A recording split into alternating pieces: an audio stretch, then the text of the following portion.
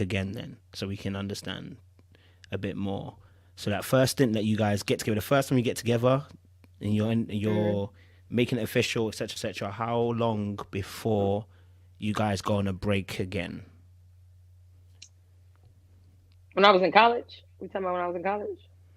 Yeah, I mean the first, because obviously the first time you ever met, and then you guys start kind of dating or being exclusive, and then you become official. After you become So put it this official, way. Put it this yeah, way. In those 4 years in Albany, yeah. it was like a roller coaster. It was off and on, but we would always circle back around to each other. So I can't really tell you because like some people wouldn't even talk to me because of him.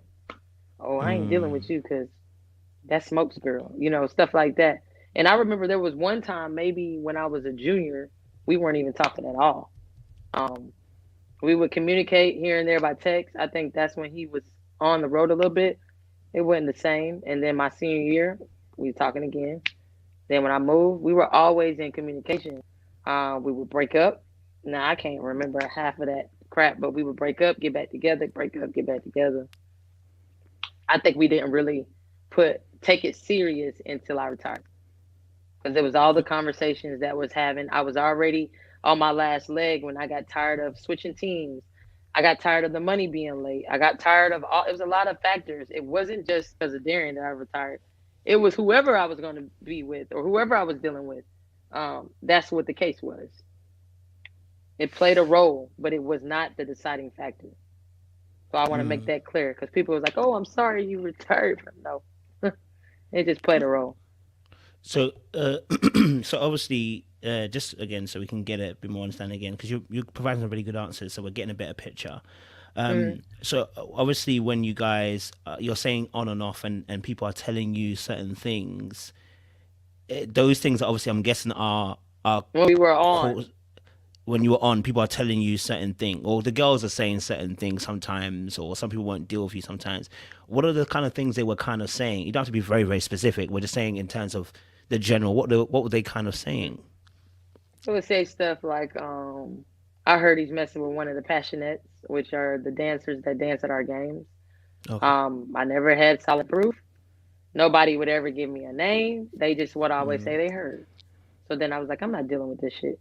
And then I said, you do your thing, I do mine. We just kind of still was in communication. So, but it would be stuff like that. Or when he would be gone on the road, the girls would be giggling, kiki, and then, you know, it is just what it is. And just back then, waitressing is competitive. In mm. Albany, we had big names. Well, they were big names to us, but Alexander Johnson at the time played in the NBA. Jermaine Jones would come in town, played in the NBA. Demetrius Bennett was in and off overseas. They made good money, so when they would come in, they were my friends. They were hoopers. They supported me, so they would tip me graciously. So it was just like situations like that. Like, why are you dealing with him? These people probably like you, but they were always just looking out. They were friends, and at the end of the day, I'm just saying all this to say, like, Albany is like a cul-de-sac. We call it a big cul-de-sac because it's like a big high school. Everybody know your business. So if he was on the road and they was like, "Oh, I heard this," or "I heard this," it really bothered me, and I was younger at the time, so I just be like, "I ain't dealing with this." And there was a time where he did break up with me back in college because he thought that I was talking to one of the guys that would, you know, tip me pretty well. So Okay, so if and obviously if you guys are, I'm guessing you guys are on and off quite a bit. Like during sometimes you're on and off quite a bit. but I don't Did it? even count that young, like, Yeah. understand what I'm saying? Like, when we really started to take each other seriously was when I was overseas. Okay. So it was for me, I always say this and I want people to understand, like, I would always play in the back of my head, like, what if I just really committed to this situation? What if I took it serious? So that played a part, but wasn't the reason of why I retired. So it wasn't till, I came back home 4 years ago when we kind of just like, look, let's figure this shit out. So that's where everything comes into play. Okay. I get you saying. And So it was rocky too. So, okay. So Mhm. so what was the longest time of period that you guys were together for? I mean, I would just really have to say, I keep saying on and off 14 because it was just on and off 14. If we're gonna just go by from when I even came home over the last 4 years, but I mean, we were broken up within those times. We were broken up. I'll tell you something probably a lot of people don't know. Even as far as last year, I felt like he was doing something. I told him to get the fuck out the house. Excuse my language. What's up? He went to the condo. We were broken up for a good little stint. I was dealing with somebody completely different. And when somebody else was telling me about how they felt about marriage, they wanted to marry me. They wanted to do this. That's when, I tried to, I guess you could see, leave him at the time. I was like, I'm tired of this, tired of figuring this out. Because a man that I just met once talking about kids and marriage with me, and he's, you know, well known. So it's just kind of like I started moving my marbles that way. And then when that didn't work out, you know, I said, why not? Then, was trying to get back in the picture and we got back together. So with the different intent, it was an intent of, I'm sorry, I apologize. Not like he did something, but it was more so of me, like, what are we doing? This is a long time. I'm sick of it. If you don't figure this shit out now, I just want to, I want to go be with someone that makes me happy and that wants to marry me. And it's never to say, and I think that wasn't clear on the show as well, that he did want to marry me. He always said, I want to marry her, but I want to do it when I want to do it. So for me, that was an issue because me personally, I'm 34. I think that wasn't understood as well. Darian is the one that wants the kids. I'm the one that wants the marriage before the kids.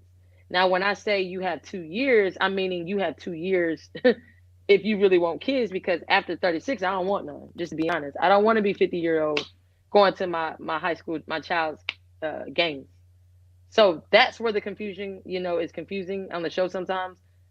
I want the marriage first. He just wants to have kids first and keep saying, oh, I'm going to marry it. But I don't play that. So that's just what it was. Okay. And so obviously we heard you on the show quite a bit say 14 years. If you guys were on and off quite a bit, why do you count it as 14 years? Go back and watch the show. I said from day one, we've been on and off for 14 years. I say it on the very first group session because you can make up your own math how you want to do it, but we have been dealing with each other on and off for 14 years, period. Okay. Before the show, obviously, I know Dr. Nicole was talking sense and everything like that. Did you look back at and see, okay, 14 years we've been together, but we've been on and off 14 years. It's probably not. I mean, did you see a problem with it? That's what I should say. At the time before you went on the show, did you see a problem, if there is one, at the relationship and how the relationship has been formed? Because you're on and off quite a bit in the last 14 years. Did you see a problem before you went on the show? In all honesty. Yes. But I still want you to understand those 14 years because I'm tired of saying it. Like, it was choices on both ends. I was literally living my career, my life overseas for 6, regardless if we were on and off. I was in a whole different country. So let's just make that understood. Before the show was even brought to me, because it wasn't brought to Darren, it was brought to me. Somebody reached out to me about, this show. And I thought about it. I even screenshot it, sent it to Darian, and he has his way of saying, let's do it.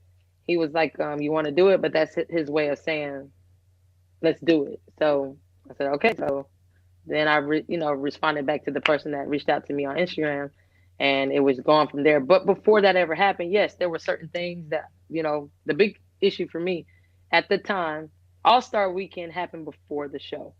Okay. At the time, All-Star Weekend was here in Atlanta, and if you watched YouTube, you watched how that played out. Like, came back the next day, and it wasn't even really the next day.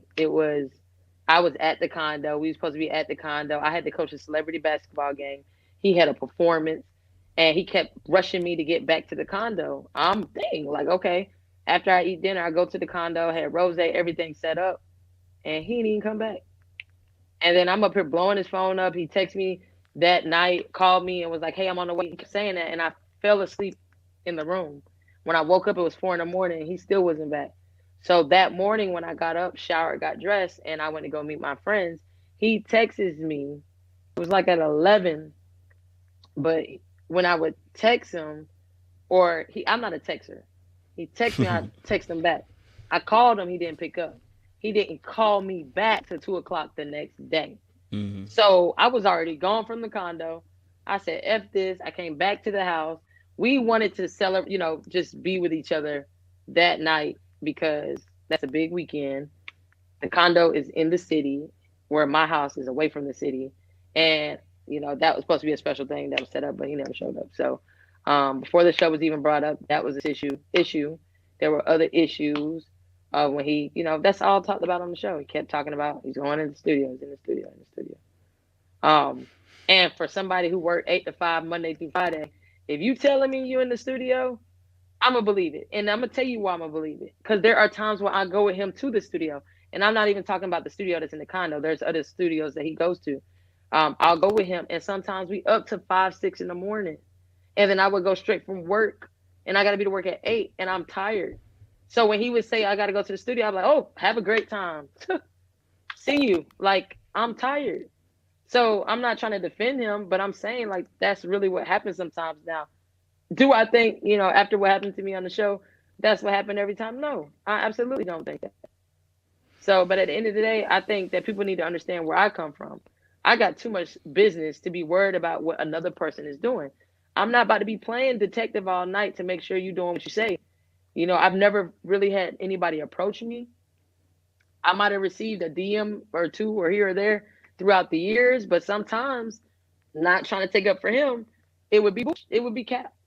It'd be a girl reaching out, trying her best to get a picture or to get a number, because I didn't seen it for myself. He'll even show me his phone. But it's not to say that's happened every time. Me, I give people the benefit of the doubt. Of And I course. only did that because you showed me something, I'm going to believe you. So it is what it is.